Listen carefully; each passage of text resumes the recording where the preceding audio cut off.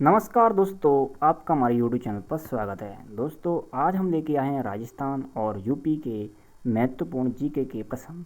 यह प्रश्न एग्जाम की दृष्टि से काफ़ी महत्वपूर्ण है और चाहे यूपी पुलिस हो या यूपी का अन्य कंपटीशन के पेपर या राजस्थान सेट हो या अन्य कंपटीशन का पेपर, यह इसमें पूछे जा सकते हैं।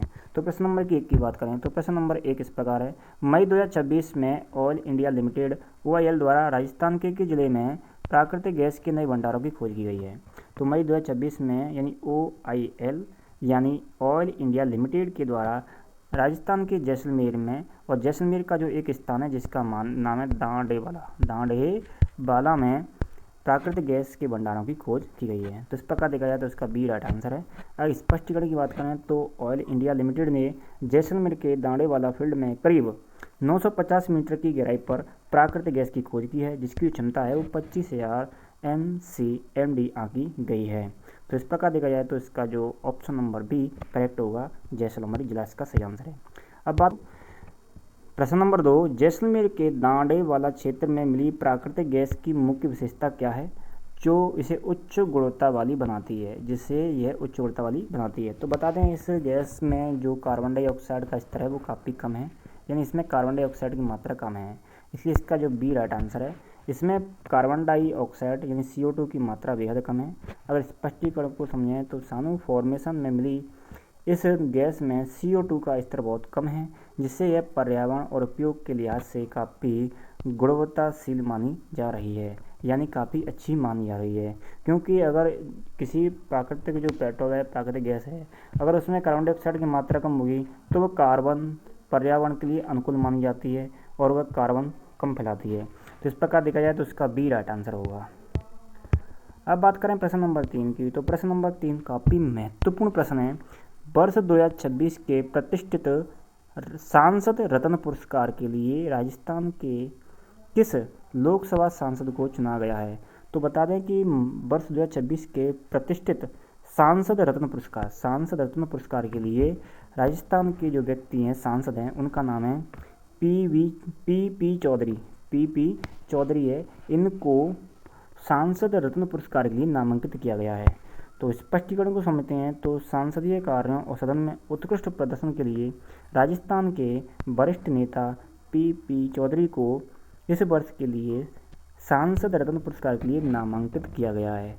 और यह जो पुरस्कार मिलता है उन सांसदों को मिलता है जो अपना उत्कृष्ट काम करते हैं, अच्छी तरीक़ा से प्रजा के काम करते हैं और बिल्कुल ईमानदारी से काम करते हैं। उन लोगों को, उन सांसदों को यह पुरस्कार मिलता है, इसलिए इस पुरस्कार को कहते हैं सांसद रत्न पुरस्कार कहा जाता है। अब बात करेंगे अगले सवाल की, तो अगला सवाल इस प्रकार है। मई 2026 में घोषित सांसद रत्न पुरस्कार की सूची में उत्तर प्रदेश के किस वरिष्ठ सांसद को शामिल किया गया है? तो बता दें कि उत्तर प्रदेश के जो वरिष्ठ सांसद हैं उनका नाम है जगदम्बिका पाल इसका राइट आंसर होगा। जगदम्बिका पाल को सांसद रत्न पुरस्कार के लिए चुना गया है। तो उत्तर प्रदेश के डुमरियागंज के सांसद जगदम्बिका पाल को उनके उत्कृष्ट विधायी कार्यों के लिए वर्ष 2026 के सांसद रत्न पुरस्कार से सम्मानित किया गया है, यानी सम्मान करने की घोषणा की गई है। तो इस प्रकार देखा जाए तो इसका option number A right answer है। अगले सवाल की बात करें तो अगला सवाल हमारे पास इस प्रकार है। राष्ट्रीय चंबल अभ्यारण्य जो मई 2026 में अवैध खनन के कारण चर्चा में रहा, यह किन 3 राज्यों द्वारा संयुक्त रूप से प्रबंधित किया जाता है? तो यह किन 3 राज्यों के द्वारा संयुक्त रूप से प्रबंधित किया जाता है? तो बता दें, जो राष्ट्रीय चंबल अभ्यारण्य है यह चंबल नदी का एरिया है। इस एरिया के जो जंगल आते हैं उसको कहते हैं राष्ट्रीय चंबल अभ्यारण्य। और यह 3 राज्यों से, इसको जो संयुक्त रूप से प्रतिबंध किया जाता है उसको 3 राज्यों के द्वारा किया जाता है, राजस्थान, मध्य प्रदेश और उत्तर प्रदेश। राजस्थान, मध्य प्रदेश, उत्तर प्रदेश, इसका right answer option number B है। तो इसको समझते हैं क्यों किया जा रहा है। तो राष्ट्रीय चंबल अभ्यारण्य भारत का एक प्रमुख नदी अभ्यारण्य है जो घड़ियाल और गांगेय डॉल्फिन के संरक्षण के लिए माना जाता है, और इसका प्रबंधन राजस्थान, MP और UP मिलकर करते हैं। तो इस प्रकार देखा जाए तो इसका बी राइट आंसर होगा। प्रश्न नंबर 6 की बात आते हैं तो प्रश्न नंबर 6 अगला काफ़ी महत्वपूर्ण है। जून 2026 में अहमदाबाद में आयोजित होने वाली पहली विश्व योगासन चैंपियनशिप का आधिकारिक शुभंकर किसे घोषित किया गया है? यानी जून 2026 में अहमदाबाद में आयोजित होने वाली पहली विश्व योगासन चैंपियनशिप का आधिकारिक शुभंकर किसे घोषित किया गया है? तो इसका जो शुभंकर घोषित किया गया है वो क्या है? Veer the lion. Veer the lion इसका शुभंकर घोषित किया गया है। तो वियर द लायन इसका राइट आंसर होगा, ऑप्शन नंबर बी इसका सही है। तो केंद्रीय खेल मंत्री द्वारा नई दिल्ली में अनावरण के दौरान वियर द लॉयन को विश्व योगासन चैंपियन 2026 का आधिकारिक शुभंकर घोषित किया गया है। तो इस प्रकार देखा जाए तो प्रश्न नंबर 6 का right answer option number B correct होगा। अब बात करें प्रश्न नंबर 7 की, तो प्रश्न नंबर 7 काफ़ी महत्वपूर्ण प्रश्न माना जाता है। भारतीय सेना ने युद्ध क्षेत्र में त्वरित निर्णय लेने के लिए, यानी जल्दी निर्णय लेने और रसद को मजबूत करने के लिए मई 2026 में कौन से 2 स्वदेशी एआई प्लेटफॉर्म को लॉन्च किया? तो बता दें तो जो भारतीय सेना ने युद्ध में त्वरित निर्णय लेने और रसद को मजबूत करने के लिए कौटल्य और क्यू फोर्स लॉन्च किए गए हैं, यानी इसका right answer option number A होगा। कौटल्य और क्यू फोर्स इसका सही आंसर है। भारतीय सेना ने अपनी डिजिटल क्षमता बढ़ाने के लिए कौटल्य और क्यू फोर्स नाम के 2 आर्टिफिशियल इंटेलिजेंट प्लेटफॉर्म को सेना में शामिल किया है। तो इस प्रकार देखा जाए तो इसका option number A right answer होगा। अगले सवाल की बात करें तो अगला सवाल हमारे पास इस प्रकार है।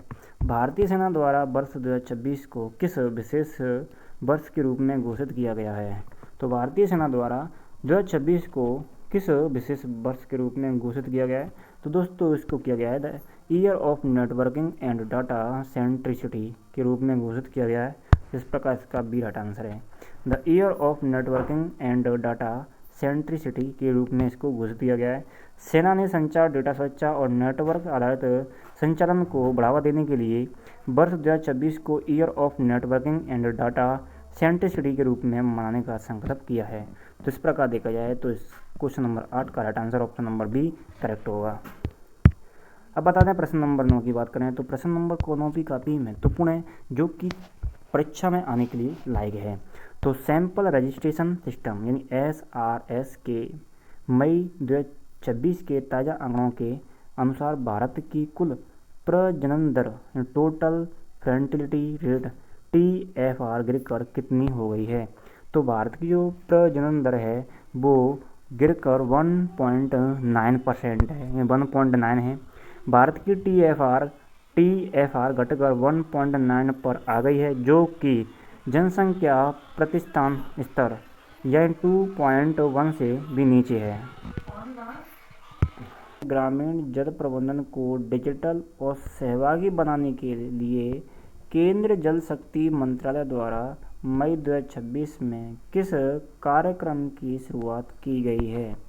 तो उत्तर प्रदेश में ग्रामीण जल प्रबंधन को डिजिटल और सहभागी बनाने के लिए केंद्रीय जल शक्ति मंत्रालय द्वारा मई 2026 में सुजल ग्राम संवाद कार्यक्रम की शुरुआत की गई है। यानी इसका लक्ष्य है कि हर घर जल की व्यवस्था, यानी किसी भी प्रकार की आम जनता को जल की परेशानी न उठानी पड़े और जल की निरंतरता को बनाया जा सके। तो उत्तर प्रदेश की प्रश्न स्पष्टीकरण को समझें तो उत्तर प्रदेश के ग्रामीण इलाकों में नल से जल की निरंतरता और जल संचयन पर चर्चा के लिए सुजल ग्राम संवाद की शुरुआत की गई है। तो इस प्रकार देखा जाए तो प्रश्न नंबर 10 का right answer option number A यानी सुजल ग्राम संवाद इसका राइट आंसर है।